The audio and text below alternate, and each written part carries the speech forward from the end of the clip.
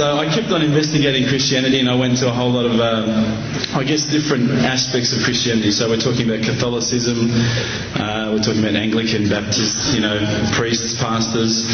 And every time I'd go there and ask questions, I'd find that they wouldn't pick up the Bible and start to say, "Oh, this is the answer, my dear brother." They would just start answering me. They would just answer from their own opinions.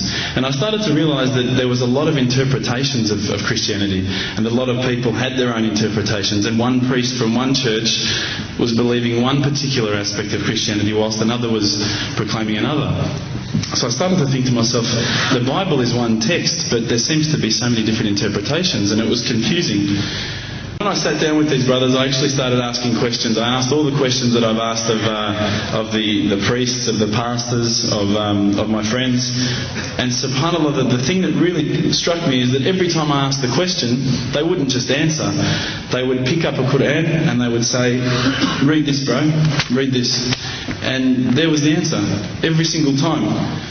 And I would ask another question, the hard questions, not the easy questions. Why do women have to wear the scarf? Why the hijab?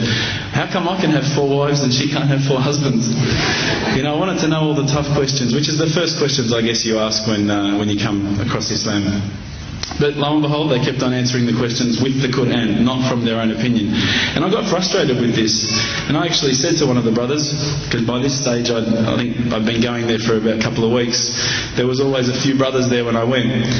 And I said to one of the brothers, I said, what's your opinion on the matter? Why won't you give me your opinion? And one of the brothers turned to me one day and said, "How can I have an opinion when this is the word of God?" SubhanAllah, I remember that really hit me. What I found was, while reading it, it wasn't as though I was reading a story, it was as though I was reading someone commanding me, someone giving me guidance. And one night I decided to really try and get the spiritual mood happening, and I'm sure probably some of you have heard this story before, so I apologise. I'd lit a candle, I had the window open, I had the curtains drawn, I was trying to get that really spiritual feeling. It was a nice summer night in Melbourne, as summer as it can get in Melbourne. And I was sitting there thinking, this is it, this is the night. I'd been, investigating all the spiritual proofs, all the scientific proofs about the fact that the mountains are the pegs, about, how the embryo develops inside, the woman, all these amazing proofs, but I still needed that little push. It's like I was on the edge of a cliff, I was ready to jump, I just needed a push. So I was sitting there, it was very quiet. I was reading Quran, and I stopped. I said, "Allah, this is my moment. This is the time I'm about to jump into Islam. All I need is just a sign. Just a little sign, nothing huge, maybe a bolt of lightning. Maybe half the house could fall down or something, just small. Small for you, man. You created the earth, come on." So I sat there. I was waiting for the candle to start lighting up to 4 metres high like in the movies. And I go, "Okay, go."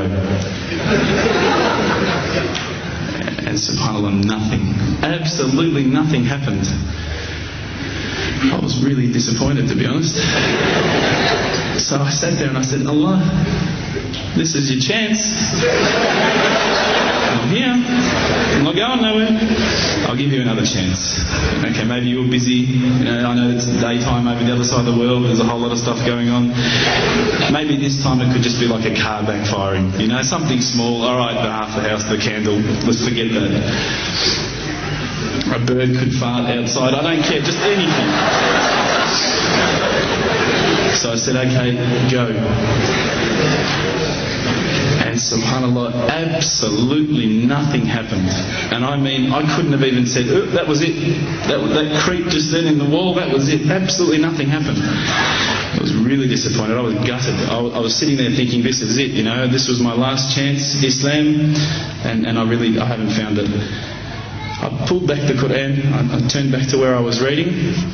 SubhanAllah, the very next verse on the next page, for those of you who ask for signs, have we not shown you enough already? Look around you, look at the stars, look at the sun, look at water. These are the signs for the people of knowledge. SubhanAllah.